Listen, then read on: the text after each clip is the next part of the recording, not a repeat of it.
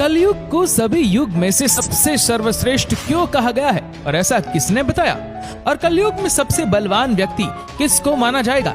लेकिन क्या आप जानते हैं कि कलयुग में महाभारत जैसा एक और महायुद्ध भी होने वाला है? तो चलिए जानते हैं इस वीडियो में, तो वीडियो को अंत तक जरूर देखें। दोस्तों, हमारे सनातन धर्म में समय के कालखंडों को 4 युगों में बांटा गया है, सतयुग, त्रेता युग, द्वापर और कलयुग, जिसमें कलयुग को मानव जाति के लिए सबसे शापित युग कहा गया है। कहा तो ये भी जाता है कि जैसे जैसे कलयुग अपने चरम पर पहुंचेगा, हमारे समाज की हालत बद से बदतर होती जाएगी। लेकिन आपको जानकर हैरानी होगी कि प्राचीन समय में एक ऐसे महर्षि भी हुए जिन्होंने कलयुग को सभी युगों में सबसे सर्वश्रेष्ठ युग बताया।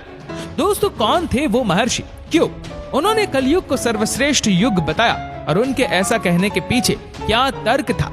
तो दोस्तों, यहाँ सबसे पहले तो आप ये जान लीजिए कि हम जिस महर्षि की बात कर रहे हैं उनका नाम है महर्षि वेदव्यास। उन्होंने ही कलयुग को सभी युगों में सर्वश्रेष्ठ युग बताया है। कथा के अनुसार एक बार ऋषियों की सभा में चर्चा हो रही थी कि कौन सा युग सर्वश्रेष्ठ है।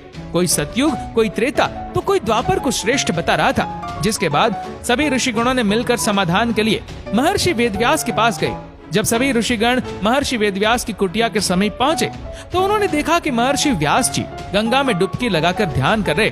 कुछ समय बाद महर्षि व्यास ध्यान से उठकर जल में खड़े हो गए और फिर उन्होंने जल में डुबकी मारी और ऊपर आने पर युगों में कलयुग, वर्ण में शुद्ध और इंसानों में स्त्री श्रेष्ठ है, ऐसा जपने लगे। महर्षि को ऐसा करते हुए देख यहाँ ऋषिगण कुछ समझ पाते उससे पहले ही व्यास जी फिर डुबकी मारते हैं और ऊपर आकर कहने लगे, शुद्ध तुम श्रेष्ठ हो और तुम ही धन्य हो। अब सभी ऋषिगण एक दूसरे की तरफ आश्चर्य से देखने लगे और महर्षि व्यास के इस व्यवहार पर आश्चर्यचकित होकर आपस में बात करते हुए कहने लगे कि अब तक तो हम लोगों ने सुना था कि युगों में कलयुग श्रापित युग है और जातियों में ब्राह्मण ही श्रेष्ठ है, तो फिर व्यास जी ये कौन सा मंत्र जाप रहे? सर्वे ऋषि इसी पर सोच विचार कर रहे थे। तभी व्यास जी नदी से बाहर निकलकर अपनी कुटिया में चले जाते हैं और बाद में ऋषिगण भी उसके पीछे कुटिया में चले जाते हैं। और ऋषियों ने कहा, महर्षि, हम आपके पास एक समस्या के समाधान के लिए आए थे, लेकिन आप नदी में डुबकी लगाते समय इस मंत्र का जाप कर रहे थे।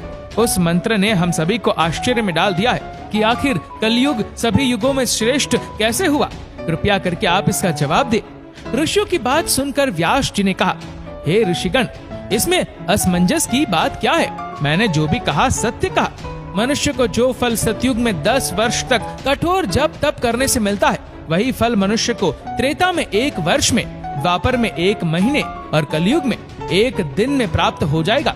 इसी तरह जो फल सतयुग में त्याग, त्रेता में यज्ञ, द्वापर में देवार्चन से प्राप्त होता है, वही फल कलयुग में मनुष्य प्रभु के भक्ति और कीर्तन मात्र से प्राप्त कर लेगा। दरअसल कलयुग को ये वरदान प्राप्त है कि कलयुग में केवल श्री हरि का नाम जपने मात्र से जीव का कल्याण सुनिश्चित है। उसे मुक्ति के लिए अन्य किसी भी साधन की आवश्यकता नहीं है। इसी वजह से मैंने कलयुग को श्रेष्ठ कहा।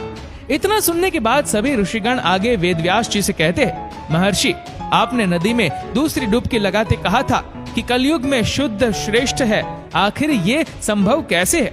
समाज का सबसे निम्न वर्ण श्रेष्ठ कैसे हो सकता है? इस पर वेदव्यास जी कहते हैं, पहले ब्राह्मणों को ब्रह्मचर्य का पालन करना होता था, जिसके बाद वे अनुशासन एवं धर्म की मर्यादा में रहते हुए वेद शास्त्रों एवं मंत्रों का अध्ययन करते थे और इसके बाद ही वे अन्य वर्णों को मार्गदर्शन के लिए उन्हें धर्म ज्ञान देते थे। इस तरह से प्रत्येक ब्राह्मण अपने कर्तव्य का निर्वहन करते हुए उच्च पद को प्राप्त होते थे। लेकिन कलयुग में ब्राह्मणों में ये सभी गुण देखने को नहीं मिलेगा, इसीलिए वे सभी उच्च पद को प्राप्त नहीं होंगे। लेकिन शुद्ध में पहले से ही ब्रह्मचर्य और शास्त्रों के अध्ययन का नियम लागू नहीं होता आ रहा है, इसीलिए कलयुग में जो शुद्ध होंगे वे अपनी सेवा भाव के बल पर उच्च पद को अर्जित कर लेंगे। इसीलिए मैंने शुद्ध को कलयुग में सभी मनुष्यों में श्रेष्ठ कहा। दोस्तों, कथा के अनुसार व्यास जी यही नहीं रुके, वे आगे कहते हैं, जो पुरुष कलयुग में अपने गुण रूपी जल से अपने समस्त दोषों को धो डालेगा, वो पुरुष कलयुग में श्रेष्ठ पुरुष कहलाएगा। इसीलिए हे मुनिगण, कलयुग वासियों के लिए ये मेरी सलाह है कि अगर वे अपने जीवन को सफल और सुखी बनाना चाहते हैं तो सदा श्री कृष्ण रूपी हरि नाम का जाप करे।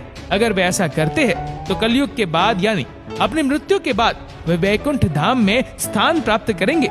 इन सभी बातों को कहने के बाद महर्षि व्यास जी सभी ऋषियों से कहते हैं कि हे मुनिवर, मुझे उम्मीद है कि मैंने आपकी सभी शंकाओं का समाधान कर दिया। इसीलिए अब आप बताएं कि आप सबका यहाँ कैसे आना हुआ। इस पर सभी ऋषियों ने एक स्वर में कहा, हे महर्षि, हम यहाँ आज इस शंका को लेकर आपके पास आए थे, वो आपकी कृपा से अब दूर हो गई है। ऋषियों के मुख से ये बात सुनकर व्यास जी अब मुस्कुराने लगते हैं।